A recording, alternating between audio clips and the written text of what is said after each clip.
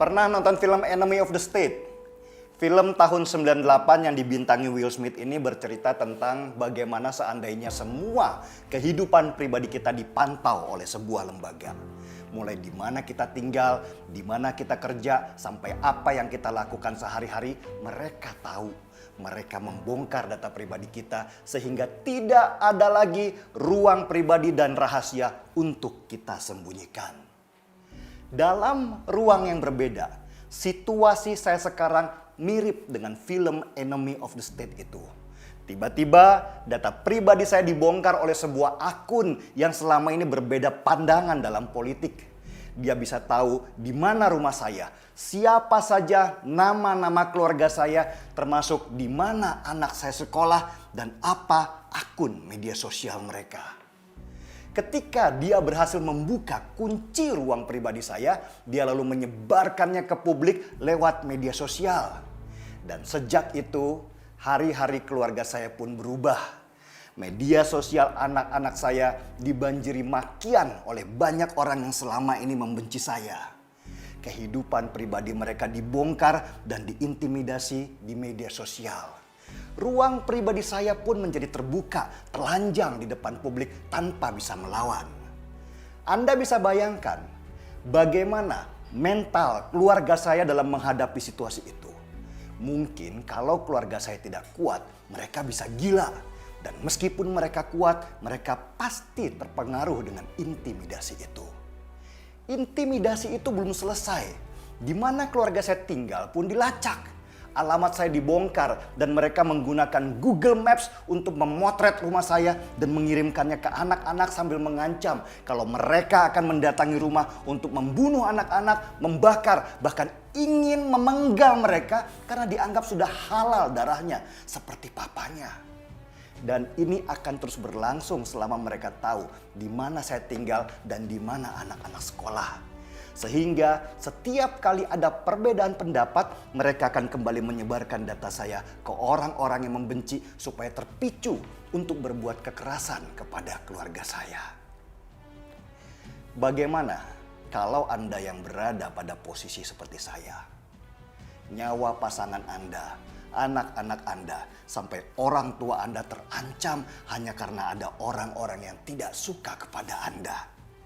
Ini bukan main-main karena berhubungan dengan nyawa orang-orang yang Anda sayangi dan tidak berdosa.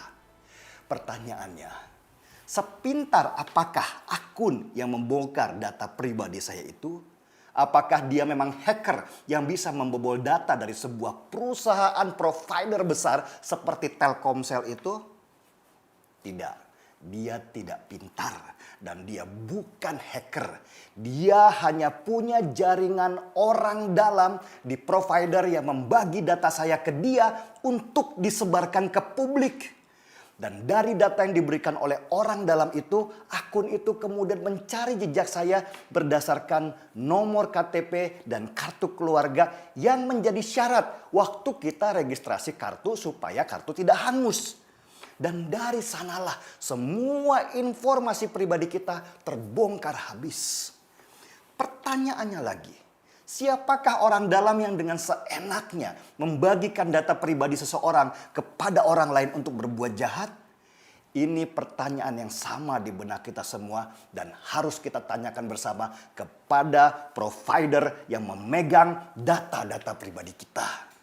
Dan di luar itu semua, saya bertanya kepada provider besar yang bernama Telkomsel, tempat saya menitipkan nomor KTP dan kartu keluarga saya waktu registrasi nomor. Telkomsel bukan perusahaan kaleng-kaleng. Nilai perusahaannya sebesar lebih dari 100 triliun rupiah. Dan pemilik Telkomsel adalah 65% Telkom dan sisanya atau 35% dipegang oleh perusahaan telekomunikasi Singapura yang bernama Singtel. Bahkan menurut Vice President Corporate Communication Telkomsel, Denny Abidin, Telkomsel sudah mendapat sertifikasi ISO 27001 untuk keamanan informasi. Yang dalam artian untuk segi keamanan data pengguna itu seharusnya sudah sangat aman. Nah, Kalau begitu, kenapa dengan semua keunggulan itu data saya bisa bocor keluar?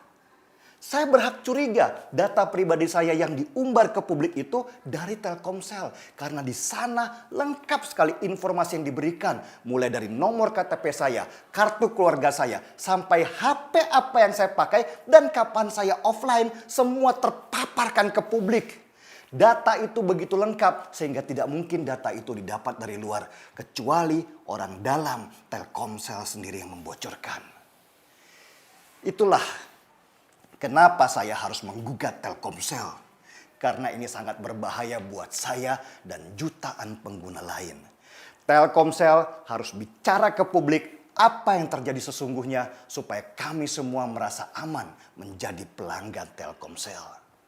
Sementara ini jawaban Telkomsel terhadap kasus saya sangat normatif dan cenderung basa-basi. Telkomsel malah seperti mengunggulkan keamanan sistemnya, padahal jelas-jelas saya korban dari kebocoran data mereka. Telkomsel seperti ingin melemparkan tanggung jawab ini kepada akun yang menyebarkan data pribadi saya supaya bisa menghindar dari tanggung jawab permasalahan di sistem internal mereka. Saya paham kalau perusahaan besar seperti Telkomsel ini berjalan berdasarkan trust atau kepercayaan masyarakat. Sedikit saja kepercayaan itu goyang, maka saham mereka bisa rontok habis-habisan. Dan para investor bisa lari untuk membenahi situasi seperti normal lagi. Itu juga butuh waktu yang lama dan dana yang sangat besar. Tapi yang harus Telkomsel pahami, bahwa seberapa besar pun kerugian Telkomsel nanti tidak akan pernah sebanding dengan nyawa anak-anak saya jika kelak mereka mendapat kekerasan akibat bocornya data pribadi saya ke publik. Saya adalah seorang ayah. Dan kewajiban seorang ayah adalah melindungi buah hati mereka semaksimal yang dia bisa. Dan jika harus bertarung untuk itu, saya akan lakukan. Jikapun saya kalah, setidak-tidaknya saya sudah melawan dengan sebaik-baiknya. Sehormat-hormatnya. Seruput kopinya.